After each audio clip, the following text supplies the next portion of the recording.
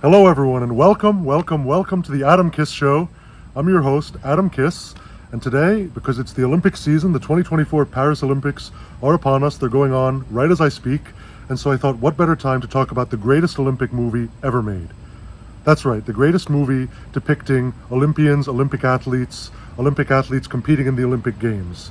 And this movie was set during the 1924 Paris Olympics. And here we are today in the 2024 Paris Olympics. So not only was the movie set 100 years ago, but it was set 100 years ago in Paris, in the same place where the Olympics are now 100 years later. So this is the perfect time for me to talk about this movie. I'm sure many of you have already guessed below what this movie is. But I'm really excited to talk about it. But before we do that, definitely take a moment, subscribe to the channel, hit that bell notification, and like and share this video with everyone on planet Earth. All right, let's get right into the topic.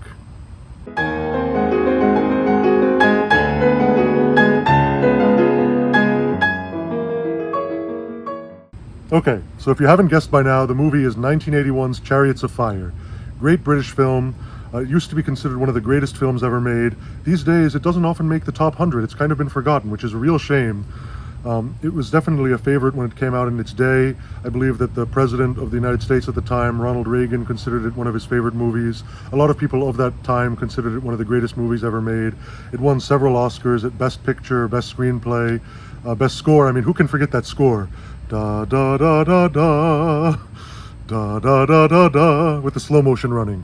It's that's so iconic, and even people who've never heard of the movie have heard that music or know that cliche of that montage scene. And you know that really started the cliche of the slow motion running montage and all of that.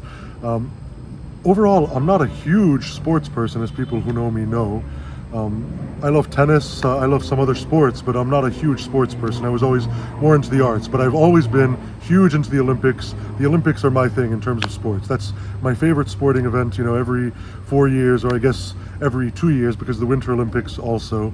But I absolutely love them. I love Olympics of any kind. It doesn't really matter the events, I just really love it all. So already this movie is definitely fit for me. But it's really fit for everyone because, I mean, to summarize the story, it's about essentially two runners, two sprinters, more specifically. They're running mostly between 100 meters to 400 meters types races.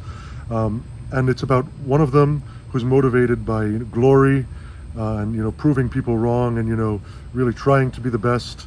And the other one who runs for God and who runs for his religion. He believes that, he was given this gift by God and he has to run. I think, at one point, he's a missionary as well. And I believe he died in China shortly after as a missionary. But he believed that what he said in the movie, at least, was that God made me fast and that he has to use that. So it's really about these two runners who have totally different motivations. The one is extremely ambitious, running for his glory. The other one is just running for God. And it's really this incredible contrast between the two of them. One of them at Cambridge, the other just, rising through the ranks. And it's just really an absolutely incredible story. Seeing the dichotomy of those two characters, the movie kind of splits its time between them. And they really aren't in very many scenes together. And then it kind of goes against the cliches. This movie goes against the cliche because at the end you expect them to face off in the 100-meter race, but they don't end up facing off in that race. They're not even in the race because Little, who is the missionary, he won't do it because it's on a Sunday. So he ends up doing another race. And so they end up never actually facing off in that race. And then Abrams ends up winning the gold in that 100-meter race. The one who's, fighting for his glory and everything. There's also an interesting aspect there because Abrams kind of feels alienated. He's a Jewish runner, and then obviously Little, he's a Christian runner. So there's also that. There's really so many different dichotomies in this movie. There's so many things going against each other. It's really not about running. It's about so much more than a sport.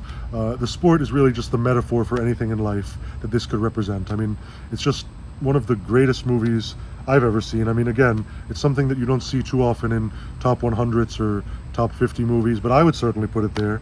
I think it's really a great movie. I think it's just been forgotten, and really what's not been forgotten is that incredible score by Vangelis, but there's really so much more to it. And it's based on a true story from the 1924 Paris Olympics. And here we are 100 years later in the Paris 2024 Olympics instead of 1924. So that's really incredible. Obviously, they took liberties with the script, with the movie and everything, but the core of it is the same. And yeah, I mean, I think that that's really what I want to talk about for this movie right now. It's certainly one of my favorites. I've loved it since I was a kid. And that's all, folks. So, before you go, definitely subscribe, follow us here, and like and share with everyone. All right. I think I'm going to go jump in this pool to see if I can beat the Olympic record. What do you think? I think I can beat it. No sweat, right? I think I can go there and back in under 2 seconds, right? Okay, I just did it. You want to see me do it again? There, I did it again. All right. Thanks so much, everyone, and see you later.